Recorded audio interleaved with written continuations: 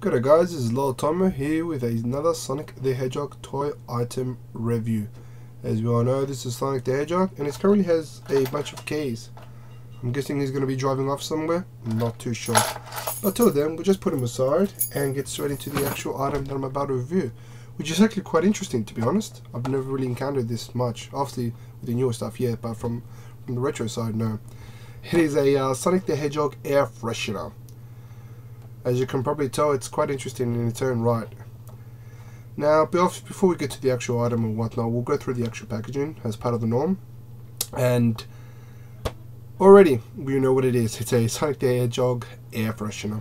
It is from a company called Alexander Engineering, which I'm not too familiar with. I've never really heard of them. I'm guessing they're a car accessory manufacturer. Can't say that with 100% certainty. They are from the UK. No doubt most items do come from the US or UK, even Europe. Australia rarely gets any, which is a bummer. But for fans like myself, you know, it's always fun to have the hunt. Now, as you can already see, it is Sonic the Hedgehog in a Formula 1 car. Thereabouts, I'm pretty sure that's what it's referred to. And it is on a racing track, as you can obviously see from the actual track itself, with the audience, the grass and whatnot. What I find quite interesting is you got Sonic the Hedgehog waving down Sonic the Hedgehog. Quite the paradox there. But then again, that tends to happen on the cartoon, oh not the cartoon, sorry, the comic and one or two games. So that is actually quite interesting in itself.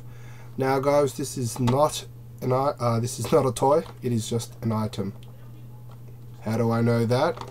Well, it actually tells you. Not a toy. You can use it as a toy, but it's not based on the boxing.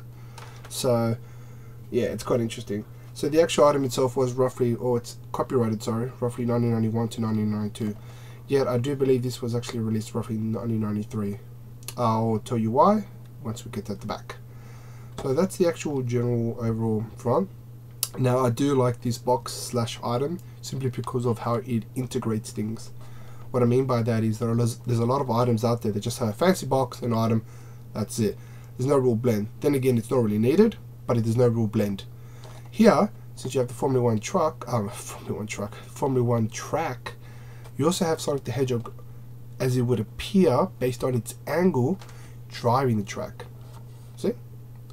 I absolutely love that. It's a blend between 3D and 2D, which I always like when, from a marketing point of view or design point of view, the box and the item actually fuse into one. I already see that, but this item does have it, so which is major bonus. Now this is the back. Now see how I mentioned it was roughly that I believe it was done in 1993. Any hints why you think? I'll give you a clue. This little symbol, you have Sonic and Knuckles.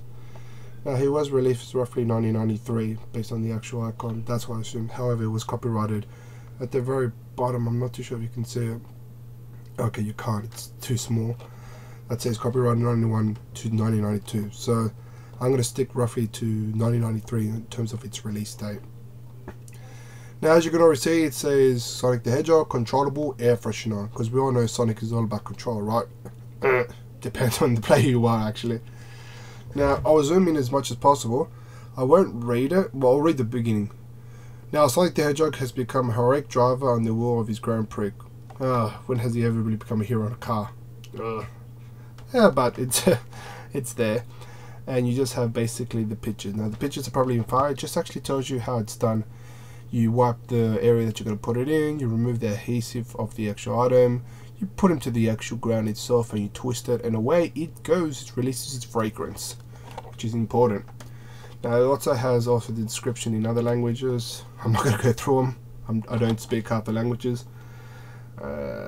No, I don't. Finish. I'm not even going to go there. So it just has at the bottom just the general disclaimers, which is always important for every item. You don't need it, but hey, it's there if you want it. Now, here it is. Now as you can see, it's obviously adhesive. I'm not going to remove this item out of its box, simply because this was damn hard to find. Now, if somebody else has found it or knows a person that sells a whole lot of them, hey look, post away. But this as an item by itself, man, it's hard. Now, I don't mean the item itself. The item itself, I see it every now and then, don't get me wrong, but the overall package as is, that's hard. But it's there, so why not? Now, so I'm not going to ruin it, so I'm just going to show you as close as possible. Now I find it interesting that it says it's not a toy. You have the wheels that are movable, which is quite contradictory because it's got a big butt. So how does that work? So as you can see, the air pocket's there. Now it's an interesting card design. Nothing special there.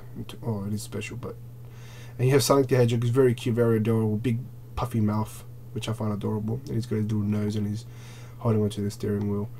So. And he's got his ears, so it's kind of like a chibi Sonic. Pretty cute. I actually do like it. Now, back then I don't know much, but I know now that the way they design the car and the driver's positioning on it is all about aerodynamics and getting optimal speed and blah blah blah. As you can see, there's going to be a lot of air smacking poor little Sonic's face, but then again, he's used to it. So that's the actual general box, and that's the actual item itself. Now to the fun bit. How much did I get mine for? 65 Australian dollars. That was 4 years after its initial release. How much is it worth now? I've seen the item itself, without the box, go for roughly 35. Now I've only seen this item once in terms of its whole packaging, so I can't give you an exact, obviously, price. But I'm guessing roughly 80, if not more, depending on the actual fan.